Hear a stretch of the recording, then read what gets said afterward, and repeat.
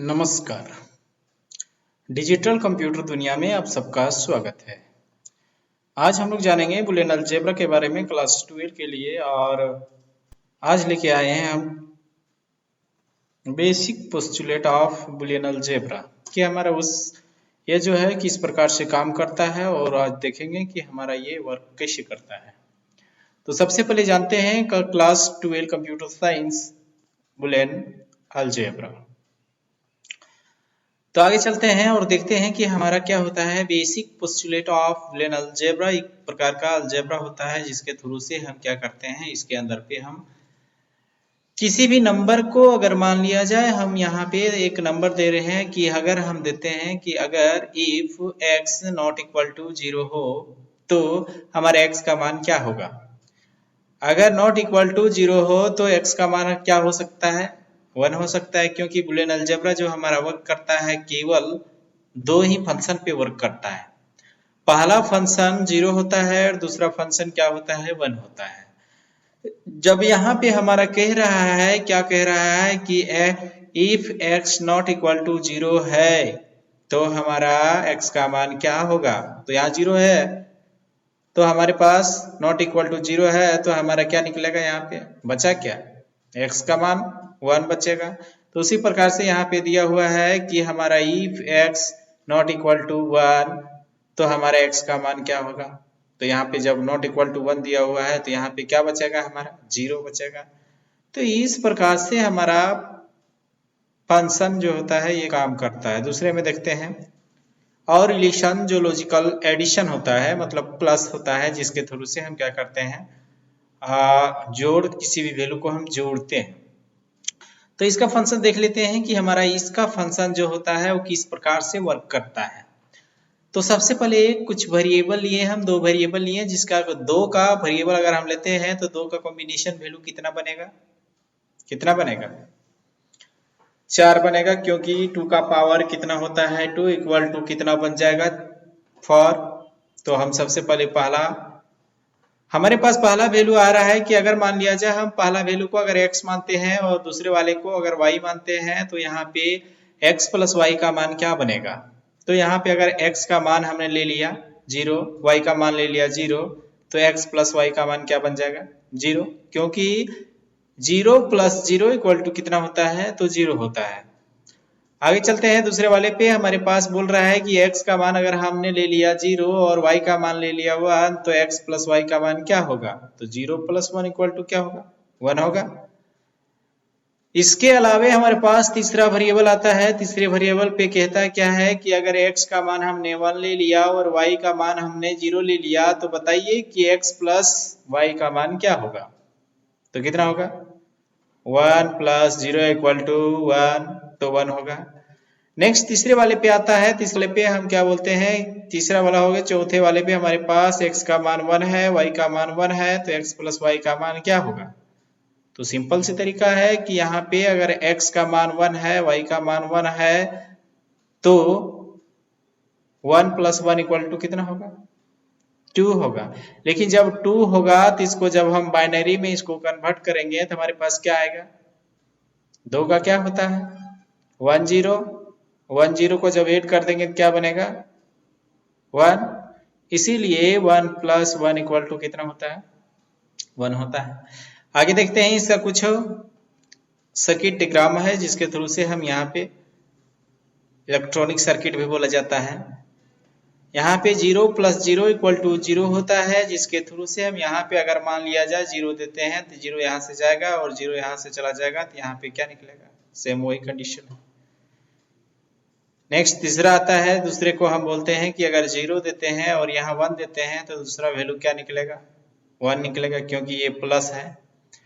तीसरे वाले पे हमारे पास 1 जा रहा है, यहाँ 0 जा रहा है, तो यहाँ पे घुसेगा, घुसने के बाद यहाँ से निकलेगा तो हमारा क्या मान निकलेगा, 1 निकलेगा।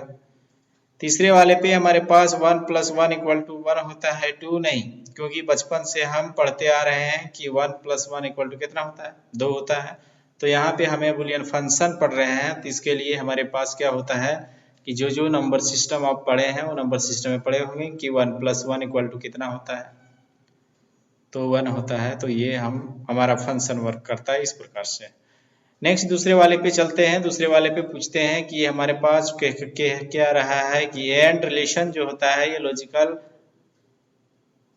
मल्टीपल होता है, जिसके थ्रू से हम क्या बोलते हैं, हमारे पास गुना होता है जिसके में हम वैल्यू को इनटू करते हैं। तो पहला वैल्यू देख लेते हैं, 0 इंटू 0 इक्वल टू 0 होता है।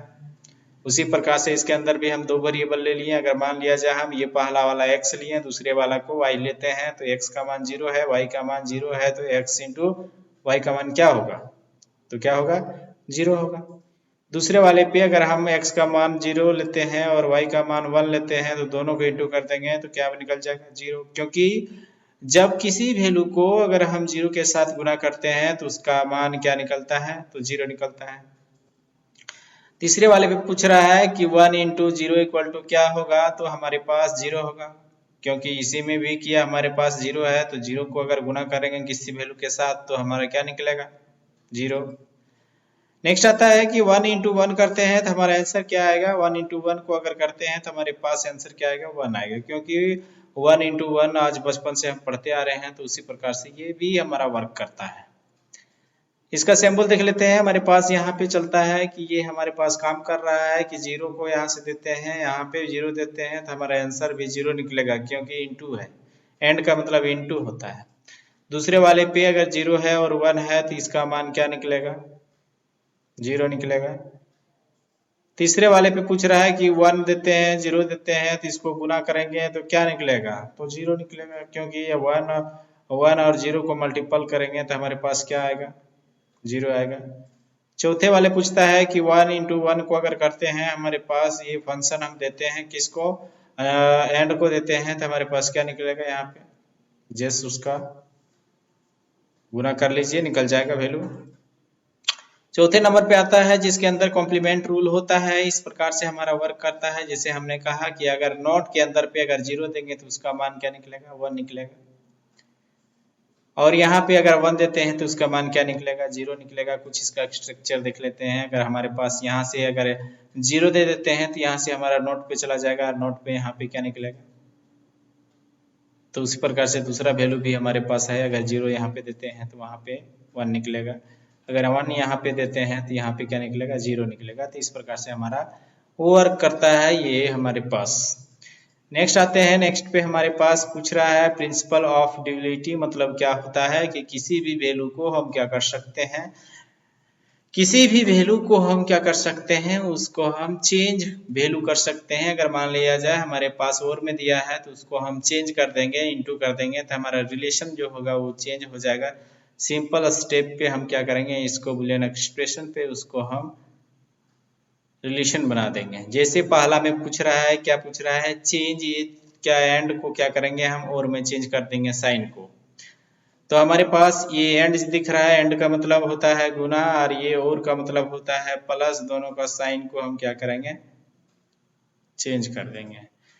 दूसरे वाले में पूछ रहा है चेंज करना है और को एंड पे, और यहाँ पे एंड को और में करना है और यहाँ पे और को एंड में करना है, साइन को चेंज कर देना है। तो ये हमारा वर्क करेगा इसी प्रकार से। दूसरे में देखते हैं रिप्लेस, 0 को 1 में कर देंगे और 1 को 0 में कर देंगे। मतलब 0 को 1 में कर देंगे और 1 को 0 में, मतलब क्या करना है, इसको चेंज कर देना है। तो एक प्रकार का हमारे पास यहाँ पे जैसे for example 0 plus 0 equal to 0 होगा, तो इसको हम चेंज कर देंगे। क्योंकि यहाँ पे 0 है तो यहाँ पे इसको चेंज कर देंगे 1 पे, यहाँ प्लस है तो यहाँ इंटू कर देंगे, और यहाँ पे 0 है तो यहाँ 1 कर देंगे, यहाँ 0 है, कितना आ जाएगा, 1 आ जाएगा। दूसरे वाले पे लेते हैं हम कि अगर 1 प्लस 0 है तो यहाँ पे क्या आएगा, 1 आएगा। तो इसको जब हम यहाँ से चेंज कर देते हैं, पहला वाला चल गया 0 पे और दूसरे वाला चल गया 1 पे, और इसको हम कर देंगे तो इसका मान क्या निकल जाएगा, 1 निकल जाएगा। तो इस प्रकार से हम चेंज कर सकते हैं। तो आज के लिए इतना ही, फिर मिलते हैं अगले वीडियो में। तब तक के लिए नमस्कार। लेकिन जाने से पहले हमारे चैनल को लाइक करें, सब्सक्राइब करें और बेल आइकन को दबाना ना भूलें।